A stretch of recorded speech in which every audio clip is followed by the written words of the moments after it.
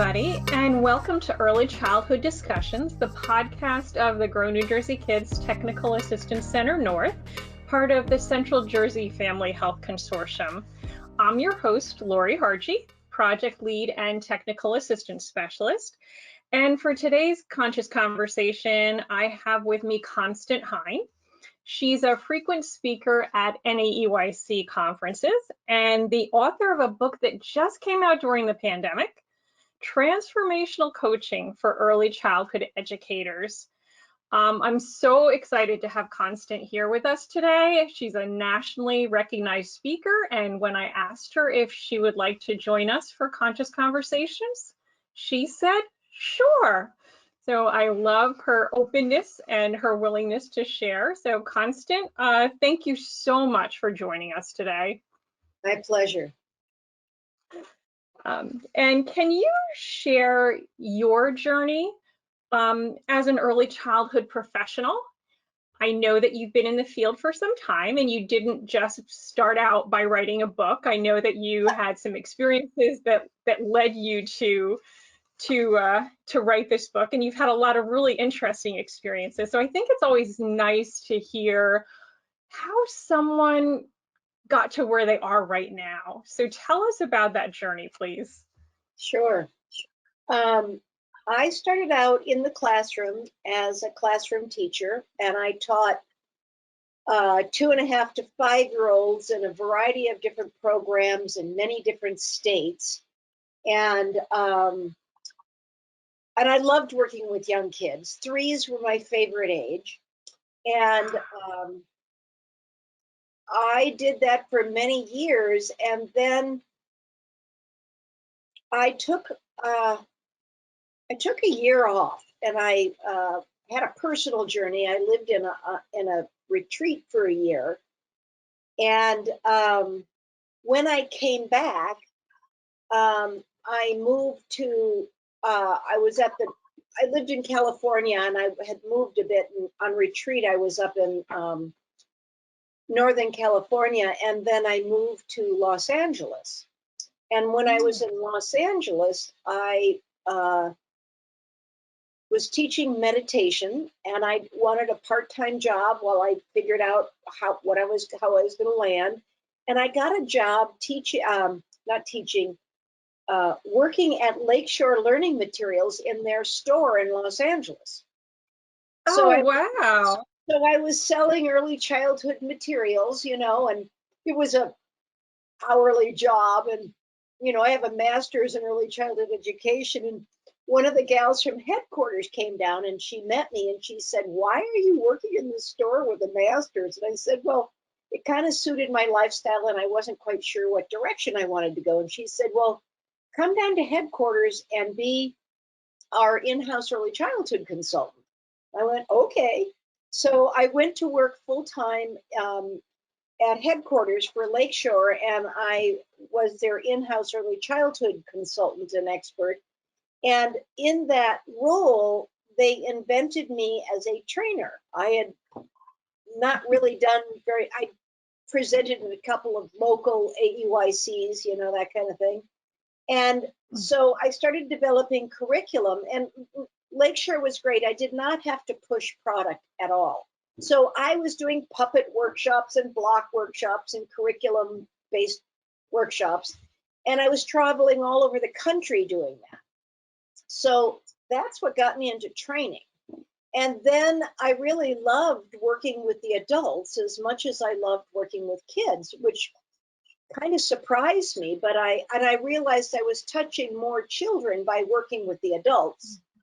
So that kind of got me going along that. And then in that process, I moved to Washington and I started my own consulting business called Horizons of Learning. And that was in 1988. And here I am in almost 21, still going. And I had a variety of I did some part-time work as a daycare advisor for a local community college and advising different programs. So I kind of learned the consulting field that way. And, so I was a trainer for many years, but I realized that people didn't really change their behaviors based on the trainings, which kind of frustrated me. So around the late 90s, I kind of just said, what's going on with this? And I started to do more research and found out that you're lucky if you're the world's best trainer, you're lucky if 40% of the people will implement anything. And I thought, well, I don't like that. So I started to do more research, and that's when I discovered coaching and realizing that combining coaching with training, it increases people's ability to actually implement and change their practices to 95%. And I went, that's the direction I'm going. So that's what got me into coaching and I started to, around the early 2000s, I started to develop a coaching model that I worked with, which was the precursor to my Groomer Framework for Change model, which I present in my new book.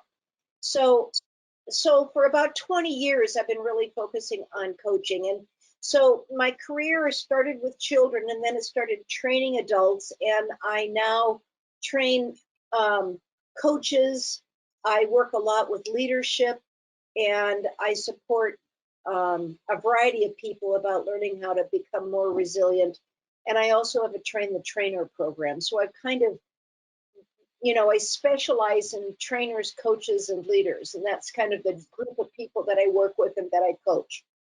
Oh, wow. So it sounds like you've taken all of those different experiences and opportunities to create the situation that you're in right now. So you've got your experience working with young children directly, and then your experience as a trainer, then your experience with the meditation practice and teaching that, and then kind of on the macro level, being a coach of coaches. So yeah, that is wonderful. Now, I know that coaching is more popular, I guess I would say. I hear about it more often. I've been in the field for a while, and it's only like I would say in the last decade or two that you hear coaching's talked about more frequently. But your book is the first book that I've come across that refers to coaching as transformational coaching. So could you talk a little bit about that? Like what is transformational coaching? Yeah, transformational coaching, well, it's good to first define transactional coaching. That's kind of the opposite of transactional coaching. And transformational coaching. Transactional coaching is more like a business deal, and it's the most conventional approach to coaching, used both in corporations as well as in education. And I think a lot of our practice-based coaching models tend to be transactional models. And they focus, the key to transactional is they focus on goals and action plans, which is really good. There's nothing wrong with that. Transformational coaching does the same thing. We don't not do that. We just do a lot more, because transformational coaching is when you look at what are the behaviors and the thoughts, the feelings, the values that are holding behaviors in place. And transactional coaching usually doesn't go that deep. And so in transactional coaching, which also often tends to be what I call an expert model, where the coach is considered an expert and they have the knowledge, and they do a lot of advising, and they do a lot of giving suggestions, a lot of leading. And the difficulty is coaches coming from a transactional model often come to me and they say, well, they're not doing what I say. They don't implement it. And I went, I know. And and part of it is because transactional coaching, we tend to stop after we got a good goal and we got an action plan. And I don't know about you, but at least in my life, I've had lots of things I had goals and action plans for, and it didn't get me where I wanted to go. I think of every New Year's resolution I ever made. I thought of the years I tried to lose weight. I had a good goal, I had a good plan: eat less, exercise more, drink more water. And 3 months later, it was like, what was I doing? Like, having an action plan does not change your behavior. And so transformational coaching, its real focus is to get underneath and help somebody examine their own values, thoughts, habits that are holding the behaviors in place. And my experience is, when you have an action plan, there are barriers you bump into when you're trying to implement your action plan. And it's really a coach in a transformational approach helps people really identify what are the barriers and help them unravel that. So I think that transformational coaching is, you're really looking for transforming a person at a deeper level, at a values and beliefs level. Okay. So you described how even the best trainer in the world, somebody who's gone to that professional's training, only 40% of those people might actually implement something that trainer shared with them during the training. And so it that sounds would be really good outcome. an exceptionally amazing world-class trainer. So, and it sounds like, switching to coaching helps to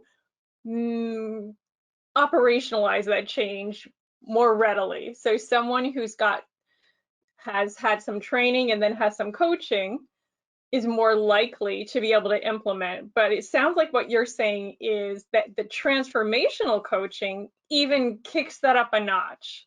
Mm-hmm. So the transactional coaching might help the training to happen, that the implementation of the training ideas to happen. But the transformational coaching is what's really going to have someone be very reflective, is what it sounds like you're saying. Yeah, my experience is that the purpose of coaching is really reflection, as distinct from what's the difference between technical assistance and coaching. And technical assistance, which I think most people these days do coaching, but in my world, they're really doing what I would call technical assistance. And so making that distinction, I think, is important. And coaches who are really doing coaching, not just TA, they're really fostering reflection, whether they're transactional or whether they're transformational. Mm-hmm. And I think the thing that makes people's behavior really change is, and what makes the change what I call sticky change. Oh, okay. Sticky change. To really get sticky change, you have to be a guide by their side. You want to help, you want to be a thinking partner with them. And my experience is, a lot of transactional coaches that come from that expertise model tend to be the expert, and they don't actually get in the trenches when trouble hits. So that, they kind of go off and do your thing, come back, report to me, as opposed to you actually going with them and helping them really think through what's working and what's not working, and helping that critical thinking. So a transformational coach, from my perspective, is somebody's thinking partner, because our job isn't to have the answers for them. Our job is to help them learn how to think critically so they can solve whatever problems they come up with in the future, whatever next child issue may come up, whether it's about curriculum, whether it's about family involvement. Learning how to change and to deal with problems is kind of the heart of the matter. Okay.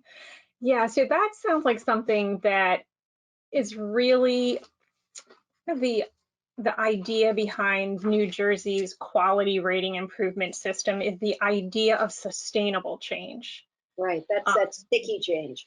Exactly, where you work with your team, you work with the quality improvement specialist, you work with the technical assistance specialist, the infant toddler specialist, there's training partners, there's all kinds of people who are supporting you on your journey to help you figure out where you are and where you want to go in terms of improving your quality. And then after you get your rating, there's the whole continuous quality improvement process. So the idea is that you are continuing along this path and continuing to improve your practice and reflectively think about what you're doing and continuing to implement new strategies, new ideas. So I love that idea of sticky change, and how that really can help people to look at what they're doing and use those tools going forward as they become more and more reflective. So I like that. So tell me, Constant, you obviously have a lot of experience with transformational coaching, and I know that you also have a framework that you've developed along that. I know here in New Jersey, and I've heard that it's the same in many parts of the country, our childcare center directors are struggling to find staff. I think it's been a problem for a number of years. I think it has become even more critical during the pandemic. And what I'm hearing from directors is that they are frequently hiring staff who have very limited work experience, limited experience with young children, oftentimes limited experience, or I should say limited education in working with young children. So I'm wondering, would your transformational coaching model work with a staff member who's just brand new in the field? What do you need to know about being a teacher in order to have transformational coaching be an effective tool for a director to use with a staff person?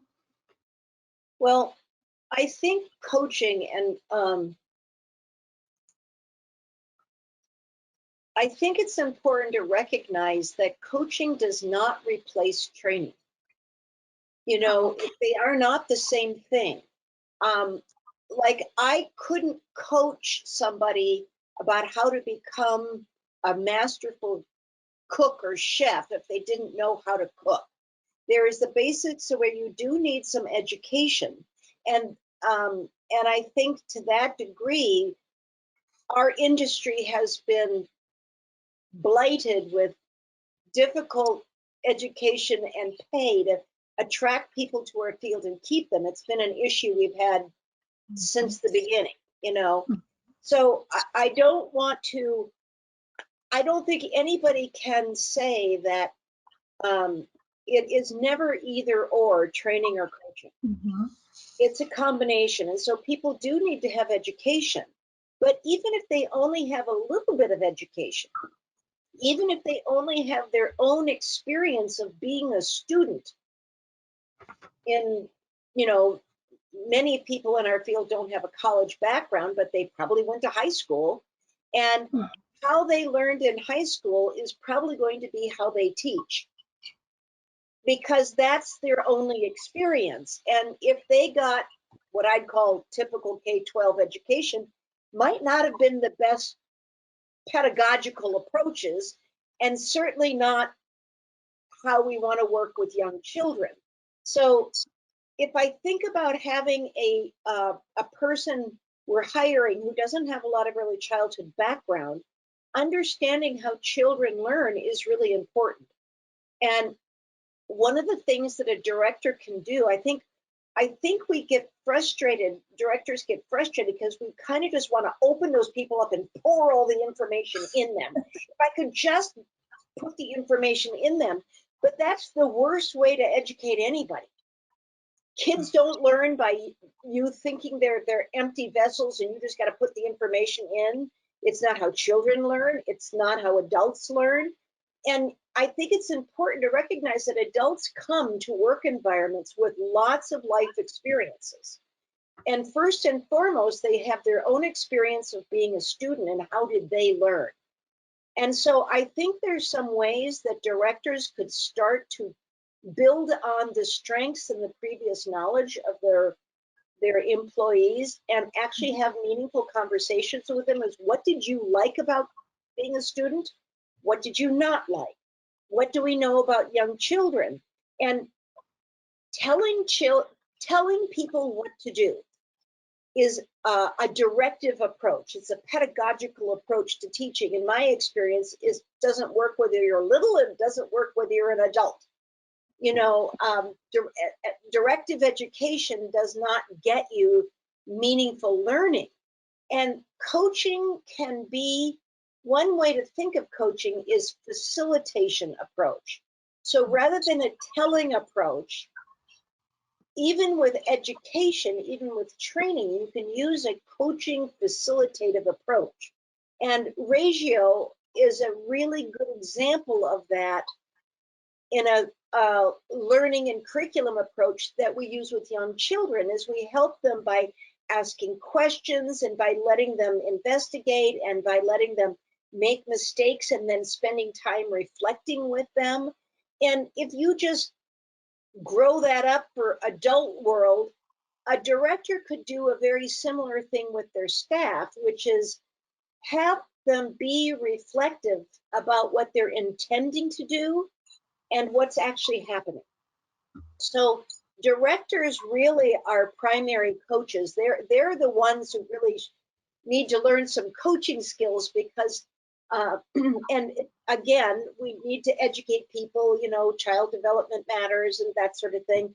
But you can still get a lot out of people by having them stop and reflect about what they are doing, why they think it's working, how do they know it's working, and you know, we can use a coaching approach to help even in the training arena, even in the reflective process, because there are a lot of people who may not have education, who love children, are natural with kids, Yes. but they're not metacognitive about it. They just do it. Like when I was good with kids, I always was. I was a lead teacher, and when they asked me to be a lead teacher, and I had to start helping my student teachers, I wasn't very good at it at first because I just taught naturally. I didn't understand why they didn't know what to do because I didn't stop to think, how do I know what I know? I just taught. And so I think that's a role directors can play, is how did you know to do that? To help somebody become aware of how they're doing something is powerful.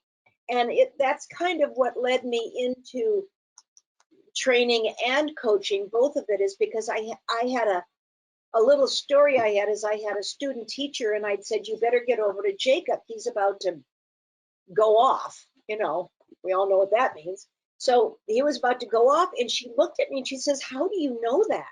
And I looked at her like, what's wrong with you? Well, look at him. She says, I don't know what you're looking at. And I looked at her and I thought, you must have a missing human chip or something. Can't you just see? And then it wasn't until then that I dawned that I had a way of seeing something other people didn't see. I did not become a good trainer. I did not become a good educator until I stopped to ask myself, how do I know what I know? And when I looked at him, I said, well, Jacob gets all red in his neck, his body gets stiff, and I can just see he's about to go. And then I realized, oh, I'm reading body language. And some people don't read body language. In Howard Gardner's model, that's interpersonal and kinesthetic intelligence. Not everybody is that kind of smart. So it made me start to realize I had to become metacognitive. I had to think about my thinking. I had to start recognizing, how do I do what I do? And that process of reflection is the heart of what coaches are trying to build in people. Mm-hmm. So helping people think about how they're doing. How did you come up with that art activity? How did you know in the circle time? How did you know when it was going south? What were the signs? What were the indicators?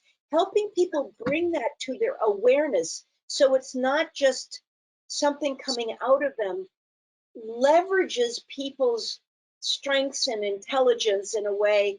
And many of our people who come in our field, they might not have it formally, but if you've got eyes for seeing it, you can start to leverage what they're bringing. And Yeah. I think that can help directors. And we call that actually working a strength-based approach. You Mm-hmm. know, and reflective supervision is a really good approach. Reflective supervision is a little like using coaching, you know, Right. and I don't think that transformational coaching is for experienced people. I think it's for anybody. Okay. Okay. Yeah, and the way that you've described it, I could see that it could be useful for anyone along their journey, no matter where they are in their profession, no matter how much experience, how much education. I love the way that you described that it doesn't take the place of training, but it sounds like it kind of goes hand in hand with training. Because Right. so many times you hear people, you hear administrators say, well, I sent my staff out to the training, but they're not doing anything differently. What's going on here? So it sounds like from the way you're describing it, the transformational coaching can kind of come alongside the training so that the director can help the teacher, the assistant teacher, become more reflective and think about what she's doing, what he's doing, how that aligned with their expectations. What was it that they were trying to have happen, and is that what happened, and really think about that. So I think it just it sounds ideal. So how long, just wondering, how long does it take someone to become, you know, moderately skilled at using transformational coaching techniques? Is it a long process if there's a director who's interested in learning more about this, or has listened to what you've described and said, oh yeah, I want that. I want that for my staff and for me. What would you recommend? How do you start doing something like this? Well, first learn about coaching. Um, and there, that's a big question. I have to stop and think, which is, by the way, thinking takes time. And if you're going to be a director, a supervisor, or a coach, you have to allow people time to think. And coaching requires some reflection time. One of the challenges we have in our industry is having release time for teachers to think about what they're doing and having conversations with them, even to have to do reflective supervision with employees takes some coverage so you can have a one-on-one conversation. Right. And I think there's a misnomer that coaching is about observing and giving feedback, and that's a transactional model, and I don't think it's very as effective. Mhm. So how long does it take to become a good coach is very dependent on your own uh, practice at being a reflective person. The more Okay. you are a reflective person, I think the faster you pick it up. My experience of becoming a good coach, there are certainly skills and techniques, but the mindset of being an agent of change more than a content expert is what matters. If you really learn how to help people change, I don't care what the topic is, to facilitate people going through change is going to help you learn how to coach faster. Because if you go down the expert doorway, the trouble is you're hoping that knowledge will make the difference. And that's why training doesn't work, is because knowledge alone does not change behavior. And so any director, I would say, if you're investing in people going to trainings, you are throwing some money out the window if you don't leverage your investment by having them reflect about how are they going to implement what they learned, and doing some reflection with them about that process, whether it's going to be peers or staff meetings or however you might do that. But you fostering, and that isn't a one-time thing. It takes time for people to implement change. And a real good coach is going to be a change agent. And so that's why my coaching model is called a framework for change, because what it really does is it teaches people how to facilitate people to change. It's not about best practices. And so I would learn more about the power of reflection. And then there are also, having a coaching model helps. I've got my model. There are others, but be mindful of what the philosophy is underneath it. Is it a transactional model or is it a transformational model? I think you get faster change in a transformational model than you do a transactional model. That's because I started out doing transactional coaching and I kept having to tell people what to do. And I was repeating myself all the time. And when I started to shift more in a transformational model, the change started to happen faster. So I think mastery of any skill, whether it's coaching or teaching or whatever it is, it takes some knowledge, it takes some understanding, it takes a lot of making mistakes. Most people learn by making mistakes. And, one of the things I give all my coaching students is I give them a coupon of mistake coupons. Because the best way to really learn is to go make mistakes, then identify what was the mistake and reflect about what did you learn from the mistake. And any director could do that, hand out coupons for, I want you to go make mistakes this week, and then I want to talk about what did you learn from the mistake and what happened. That's a little bit of coaching, right? And especially it could be applied to leveraging what they learned in the training. But skill mastery, it takes time because you just need to mess around for a while, Mm-hmm. So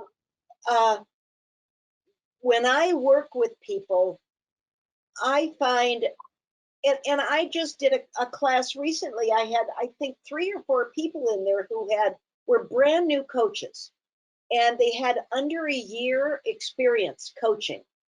But they, several of them took to it like a fish to water. So some of it matters to the mindset and the nature of the person. If they tend to be reflective anyways, you swim a little faster. Okay. If you are somebody who's afraid of making mistakes and you have a low risk tolerance, you're going to swim a little slower. So one thing you can do to quicken your ability to learn how to coach faster, actually to learn anything faster, is increase your risk tolerance and take on that underlying value that it's not okay to make mistakes. Because if you can grant yourself that permission and start to learn from your mistakes, you'll learn fast. So I think it takes some time. The kinds of people who I think are getting really experienced in it are usually, they're 4 or 5 years into coaching. But I also know some brand new coaches who are really good. And I know coaches who've been coaching for 10 years who aren't doing so well. So, it's kind of like saying what makes some kids, young children, pop faster than others. And I think what makes you pop faster than, to pop quickly is when you build on your strength, your interest, and your passion. I call it SIP, strength, interest, passion, SIP. When you can take a sip of yourself, or another person. Follow your strength and your passion, you will learn quickly. So if coaching is something you're interested in, then follow your passion and interest is all about let yourself be curious and ask questions. And, if you can do anything, wonder rather than worry about answers. If you can foster your wonder and your curiosity, you'll become a really good coach really fast, because good coaches don't worry about what they know.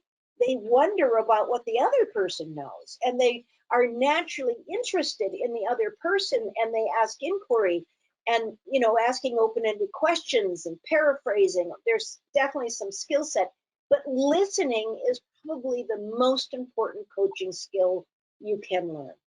So that's kind of a roundabout answer to a very big question that has a very not easy answer. I hope it helped. Well, thank you, Constant. I really appreciate that. You said a couple of things just that really resonated with me, and you talked about it's all about mindset. And I'm thinking about, this time of the pandemic where we've all needed to step into that mindset of saying, we can do this.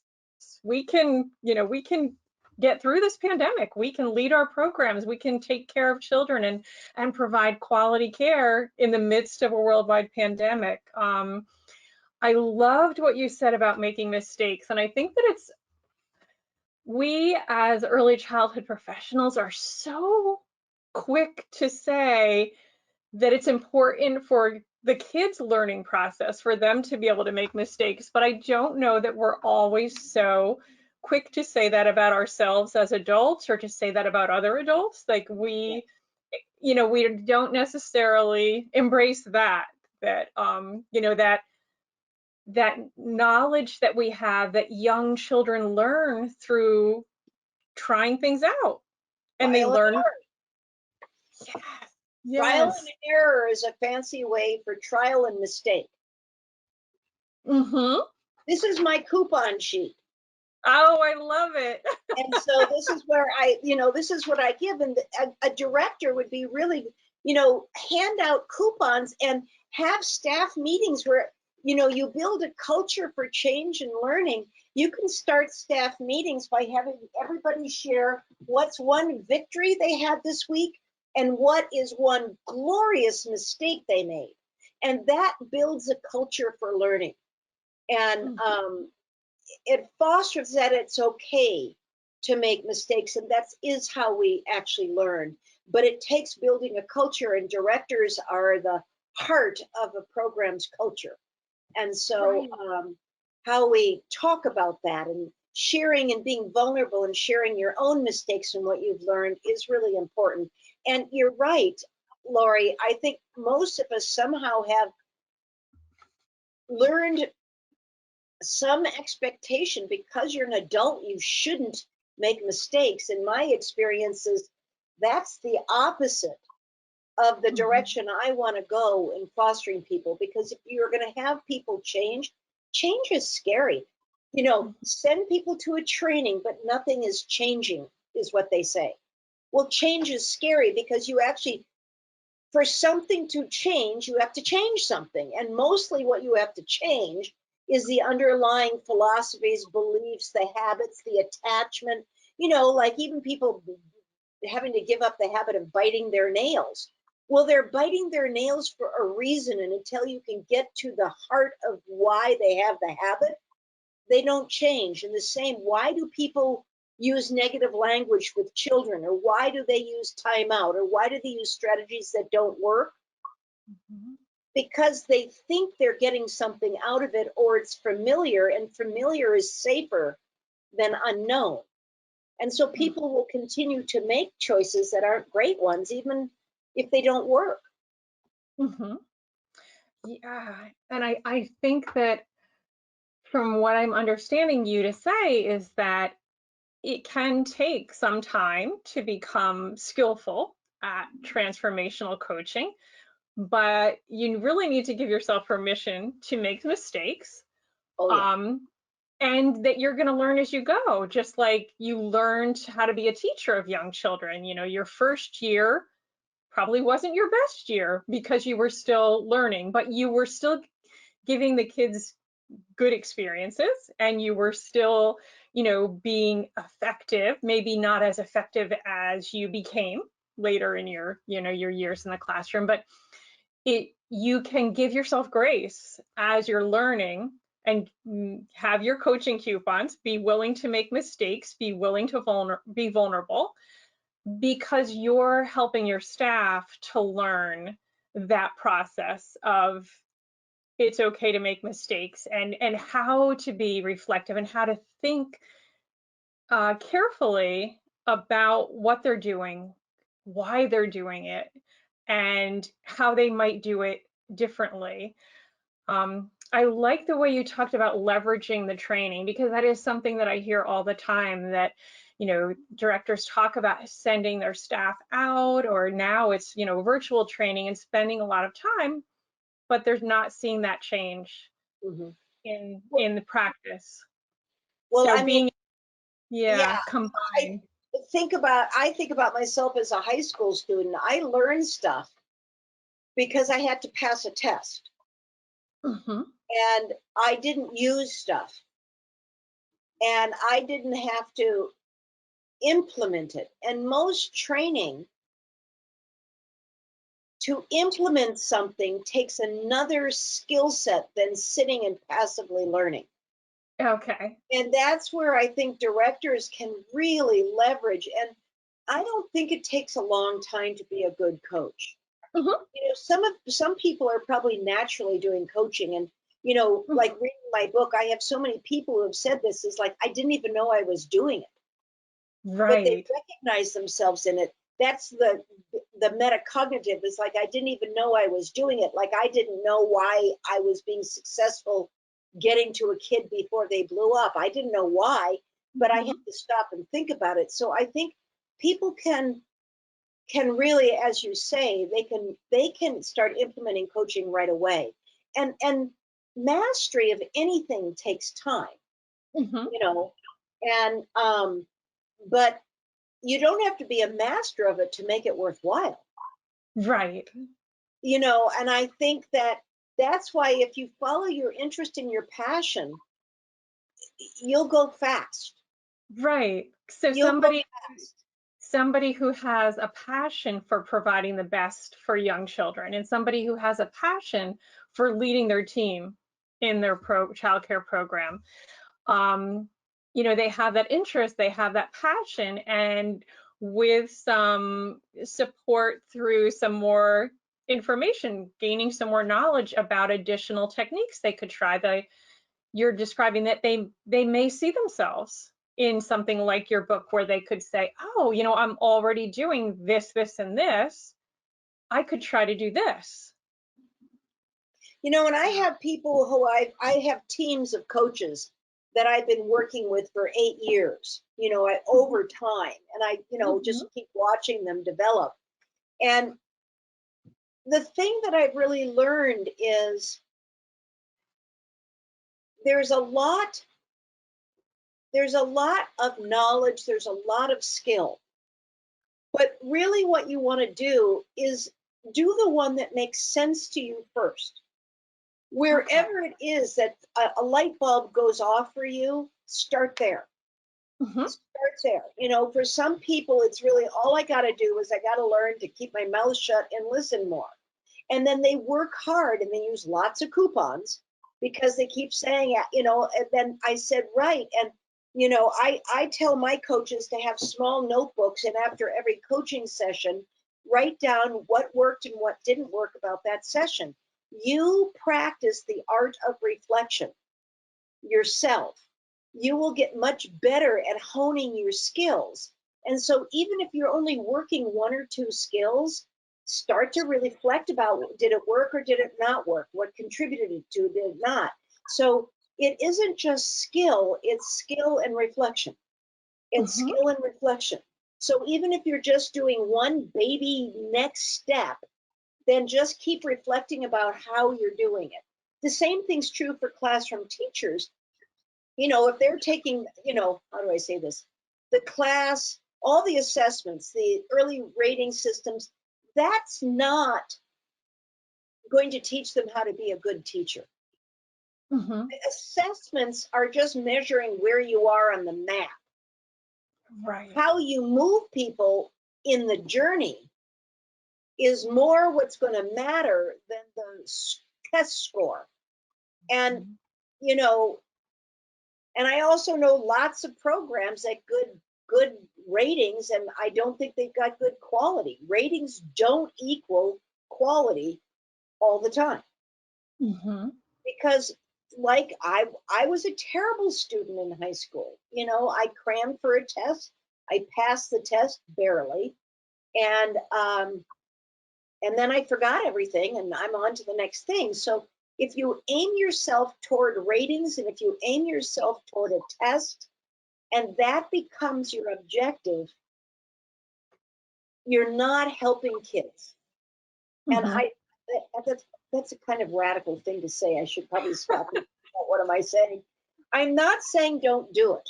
It's not Mm-hmm. the point. The rating is simply something to help you measure what direction do you go in to get the quality. It isn't the quality. Right. Right. And I think that that's so misunderstood. And as you said, coaching came into being about 10 years ago because that's when most of the quality rating programs in states Mm-hmm. came about. 20 years I had to educate people what coaching was as to why they even wanted to do it. It's much easier now because, as you said, everybody knows about it. But the mistake we made 10 years ago, starting into the quality improvement game, we got the ratings in the front, and the ratings should be behind, not in front. The ratings are in the same way you don't want kids going to school and just passing tests. You want them to learn to think critically. And to me, that's the goal. Is thinking critically is the goal, because if you have a critical thinker and they've got a child that they're not, it's not going well, if they know how to think critically, they're going to be able to figure out that puzzle as opposed to thinking there's a right answer. Because Mm-hmm. I don't know about you, but with human beings, there are no right answers. Exactly. And Exactly. all of our best practices are just guidelines and things to pull from to do what works in front of us, right? And so I think it's the same thing about how do we help people learn, whether they're children or adults, Mm-hmm. is to be free enough to learn, which means to make mistakes, Mm-hmm. and then to be reflective about what we're doing and to wonder and to ask questions in and of ourselves. And open-ended questions are questions you ask that you don't know the answer to. Questions that you ask that you know the answer to are not open-ended questions. Those are tutorial or test questions. And so you want to stay away from those with the adults for sure. Mm-hmm. Unless Mm-hmm. you're teaching a college class, and even then, having taught college classes, I don't go for right answers. Mm-hmm. I still go for critical thinking. Right. You Right. know, And I mean, that makes so much sense. You talked about sticky change and you talked about wanting people to get to the underlying reasons, like why am I doing something this way, and thinking about, like, is this a good way to do it, is this effective, is there a different way, and figuring out what those underlying beliefs, thoughts and feelings are about, yeah. um, you know putting some processes forward. The idea of directors and lead teachers being able to leverage the training by helping staff who've attended the training become more reflective, as you said, whether it's one-on-one, whether it's in a team meeting, a staff meeting. Like, you just shared so many wonderful ideas and strategies, Constant. I really appreciate you being here with us today. Can you tell me, if a director is interested in exploring your book, where could she get her hands on that? It's available on Amazon. It's also available at Red Leaf Press. And it's a book that you can read by chapter, by interest. You don't have to go from the beginning to the end. It's very strategies oriented. So, the first 2 chapters give you a bit of a mindset. And so you can jump right to chapter 7, which is a whole bunch of good strategies, so you can jump around in the book if you want to. So you can read it based on your interest and on your needs. So yeah, you can get, those are available. If you go to my website, I also have some videos on my website that people can watch where I talk more about what coaching is. And I have a button to go to current events, and I am about to do a lot of on-demand online courses that will be available in the different areas of my book and coaching. So my website, which is my name, www.constant, CONSTANT, Hine, HINE.com, they can kind of follow what are happening. And so that's, can I tell you a little story? Please do. It touches my heart, and it's why I became a teacher.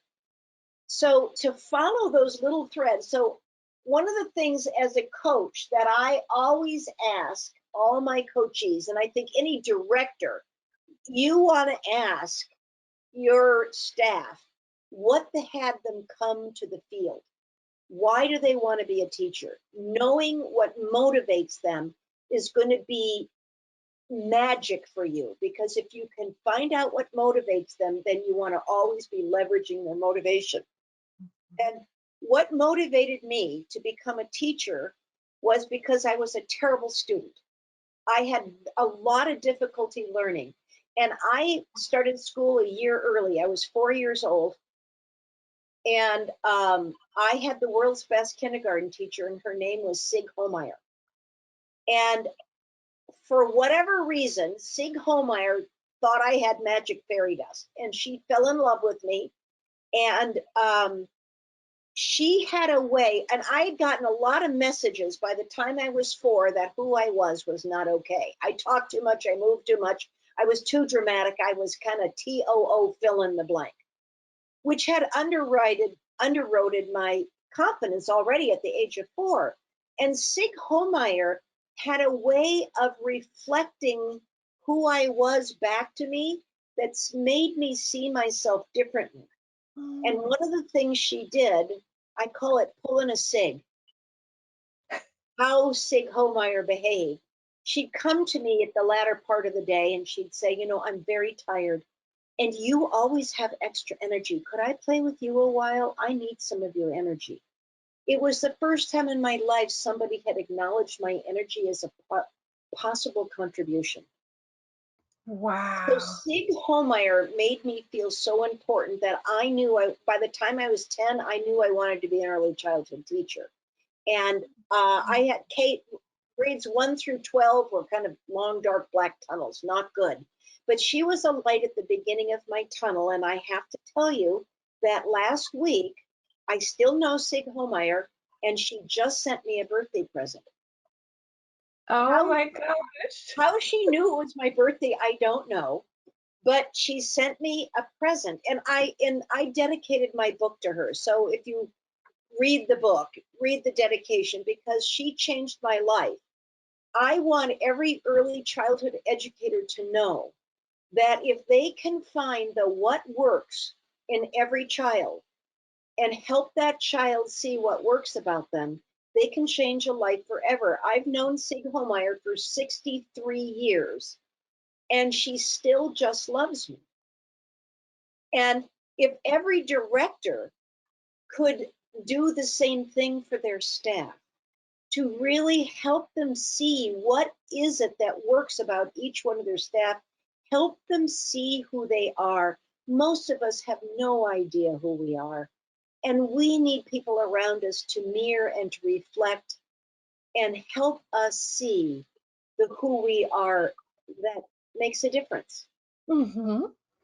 Oh, I love that. I love that because I think about, a director's role. So many young people come into the field, and it's primarily women. Though it's nice to see that some of our programs are do have some young men on the team, but they like children. They're naturally inclined to work with them, but they don't necessarily see themselves as a student, so they haven't made that leap to actually get some more formal education, to become that CDA student, or to become someone who earned their associates in early childhood, or their bachelor's, or even their teaching certification. I think a director can help that young person see that in themselves. They see that they do have some skills and that they are capable of taking that next step, because that director believes in them and their abilities and their natural aptitude, combined with some formal education, can be an amazing thing. But I think it's all about, like you said, someone to believe in you, Yeah, someone and to see something in you that you don't see in yourself. I think for us in our field to see ourselves as professionals, whether or not we have all the formal education is important. Even if they don't go on to get the formal education, is for them to see themselves as professionals. They'll hold themselves in a certain way, and then there's a natural desire to want to learn to master their skill set. But if they see themselves as professionals, but to do that, you have to treat them that way. Yes. So directors have to treat them not as, it's so easy to fall into the mindset of to look what doesn't work. If you can use reflective practices to practice finding what works wherever you go, focus on what you want and what's working, you can change people's lives without a lot of investment. And, that is where to start, and if nothing else, I used to say, find the gem in every child. Well, find the gem in every staff person you have. What is their gem that is a unique thing in them? And foster that, help them see the gem that they are. And that contributes to you acting professionally toward them, will inspire them. So be an inspiration to them as well. Right. To reflect, to demonstrate what you want to see back, to reflect that, yes. And I think that's so important. Treat them the way you want them to treat the children. Right. And I think you've just said so many important things. It's been wonderful to have you here, Constant. I so appreciate you zooming in all the way from the western part of the United States to join us. Is there anything else you want to add? This conversation has been wonderful, and I'm looking forward to talking with our Grow New Jersey Kids Center directors more about transformational coaching as we go forward. Yeah. The only thing I would say is together we can do this. Together we can do this. And in this pandemic and everything else, I see it as an incredible opportunity, because we have to let go of some things we've just been doing by rote that really haven't really been working. And we're having to force ourselves into critical new thinking. And don't be afraid to make the mistake. Be courageous. Fall flat on your face if you have to. You just get up and keep going. The real difference is the people who know how to help themselves deal with problems, not get stopped by them. And you don't have to know the answer to do that. Yeah. So go forth, grab a hand, grab a heart, go forward, and together we'll figure it out. Great. Thank you so much, Constant. This has just been such a wonderful opportunity for us here in New Jersey to learn from some of your knowledge, your skills, your practices. It's just been wonderful. So thank you so much for joining us. Thank you so much for having me. It was a real pleasure. I appreciate it.